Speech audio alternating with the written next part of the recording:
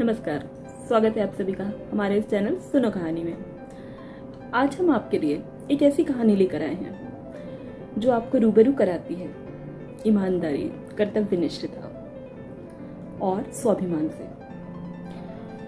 लगभग 6 साल का एक बालक था, अपने मित्रों के साथ स्कूल से लौट रहा था। मित्रों ने योजना बनाई राह में पड़ने वाले एक आम के बगीचे में आम तोड़ने की। सभी वहां चले गए और सारे मित्र ऊपर पेड़ पर चढ़ गए आम तोड़ने के लिए। लेकिन यह बालक, भोला भाला बालक, नीचे खड़ा रह गया। उतने में ही माली आ गया। उसने इस बालक को पकड़ा और डांटने पीटने लगा। बालक की आंखों में आंसू आ गए। उसने माली से निवेदन किया, मैं अनाथ हूं, इसलिए मुझे माफ कर दीजिए। माली को उस पर दया आ गई। उसने कहा, तुम अनाथ हो इसलिए तो तुम्हें और सही आचरण अपनाना चाहिए, इस तरह के गलत काम कभी ना करना चाहिए।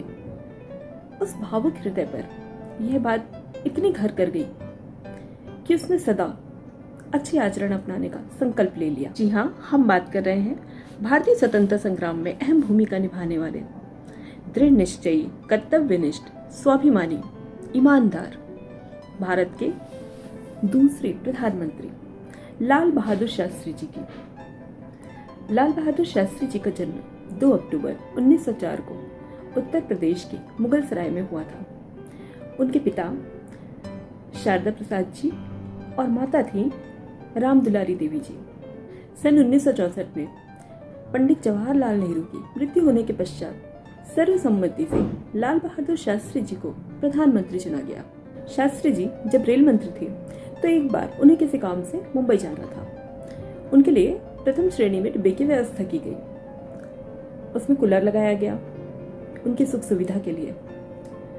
जब शास्त्री जी ट्रेन में बैठे, ट्रेन छूट गई, तब उन्हें आभास हुआ कुछ ठंड लग रही है। तो उन्होंने अपने पर्सनल असिस्टेंट से कहा, बाहर तो लू चल रही है, गर्म हवाएं चल रही हैं और यहाँ कैसे ठंडक है। तब उन्होंने बताया कि आपके लिए विशेष व्यवस्था की गई है, कूलर लगवाया गया है। उन्होंने आश्चर्य से पूछा, कूलर लगवाया गया है, मुझे बिना बताए?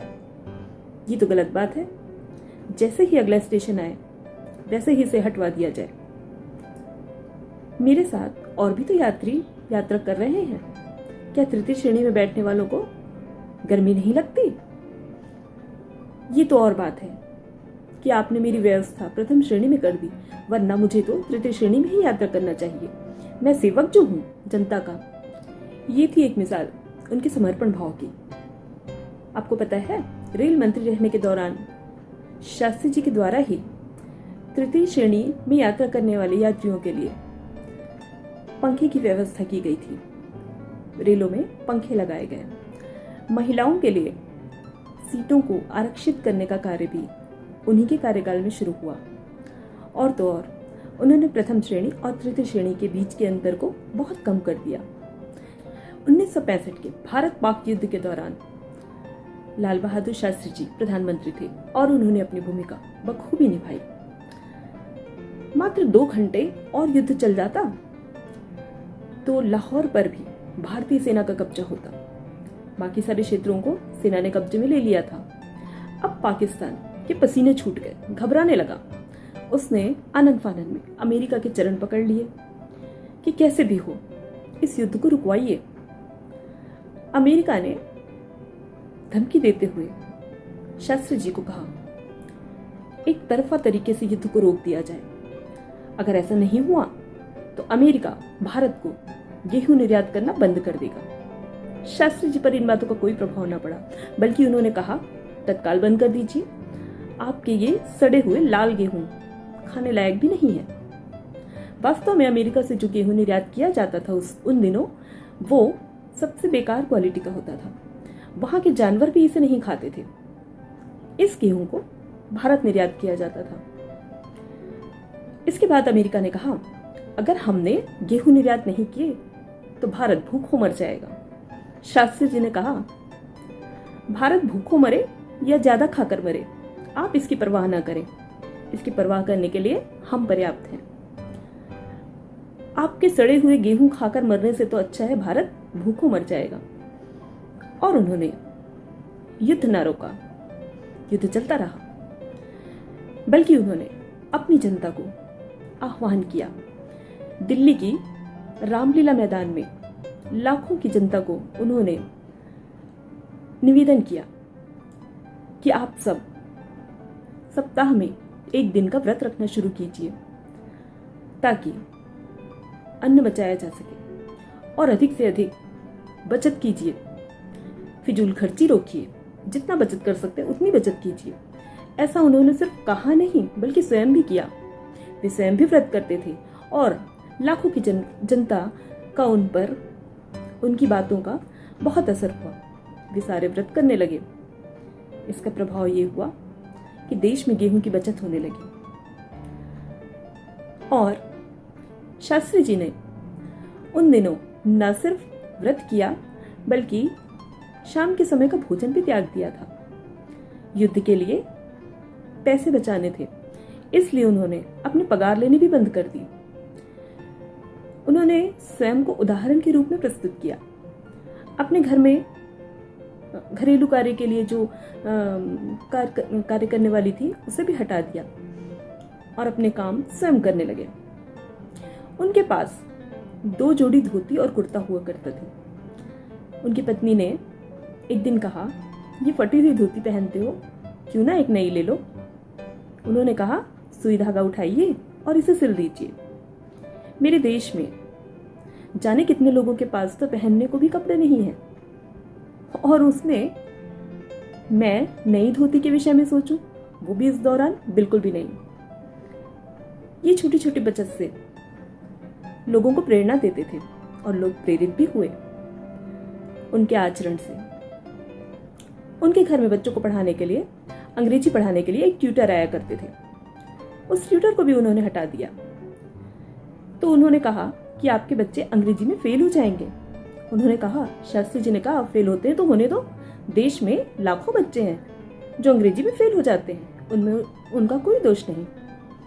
अंग्रेज अगर हिंदी में फेल हो जाए तो क्या भारतीय अंग्रेजी में फेल नहीं हो सकते? इसमें कोई शर्म की बात नहीं। आप इसकी चिंता न करिए, मैं आपका बोझ नहीं उठा पाऊंगा। शास्त्री जी देश के एकमात्र प्रधानमंत्री थे जिन्होंने आम आदमी की तरह जीवन जिया। युद्ध के दौरान उन्होंने देश के कृषक जो देशवासियों के लिए अनाज उत्पन्न करते हैं और सेना के सम्मान में एक नारा दिया, जय जवान जय किसान। इस नारे ने तो पूरे देश में जान फूंक दी। अंत में रूसी मध्यस्थता के तहत समझौता होना तय हुआ जो ताशकंद में हुआ। इस समझौते के लिए हस्ताक्षर करने वे ताशकंद गए। समझौते के तहत भारत ने जो कुछ भी पाकिस्तानी क्षेत्र पर अपना कब्जा किया था वो उन्हें लौटा देने को तैयार हो गया। 10 जनवरी 1966 को घोषणा पत्र हस्ताक्षरित हुआ ताशकंद में, और उसी रात शास्त्री जी को दिल का दौरा पड़ा और उनका निधन हो गया। ये थे देश के अद्भुत प्रधानमंत्री जिनका पूरा जीवन सादा जीवन उच्च विचार को प्रेरित करता रहा। अंत में उनकी मृत्यु के बाद जब उनका बैंक बैलेंस देखा गया तो मात्र 365 रुपये 35 पैसे शेष थे। और तो और जब वो प्रधानमंत्री बने थे तब परिवार के कहने पर उन्होंने एक कार ली थी, वो भी लोन पर। 5,000 रुपये का उन्होंने लोन लिया था। उन दिनों 12,000 में वो कार मिला करती थी। जब पंजाब नेशनल बैंक को उन्होंने इस लोन के लिए आवेदन किया, 10 मिनट के अंदर अधिकारी घर आ गए। तो उन्होंने कहा, आप मेरे लिए इतनी जल्दी आ गए, क्या आप देश के आम आदमी के लिए भी ऐसा ही करते हैं? काश आप ऐसा ही करें, उन्हें भी असुविधा ना हो। और उन्होंने लोन लिया। उसके बाद उनकी मृत्यु हो गई। श्रीमती इंदिरा गांधी जी ने उनकी पत्नी से कहा, ये लोन सरकार चुकाएगी। किंतु स्वाभिमानी पति की पत्नी भी स्वाभिमानी ही थी। उन्होंने कहा, ऐसा करने से उनकी आत्मा को शांति ना मिलेगी, उनके स्वाभिमान को चोट पहुंचेगी। आपके पैसा मेरी पेंशन से काटिएगा। लाल बहादुर शास्त्री जी को मरणोपरांत भारत रत्न से सम्मानित किया गया। सचमुच भारत रत्न ही थे वो, आज भी अमर है। उनका नाम, उनकी कहानियाँ, उनकी कुर्बानी अनुकरणीय है। शास्त्री जी के जीवन के किस्से इतने कम शब्दों में और इतने कम समय में नहीं समेटे जा सकते, इसलिए अगली वीडियो में हम फिर उनके जीवन से जुड़ी रोचक कहानियाँ, प्रेरक कहानियाँ लेकर आएंगे। धन्यवाद।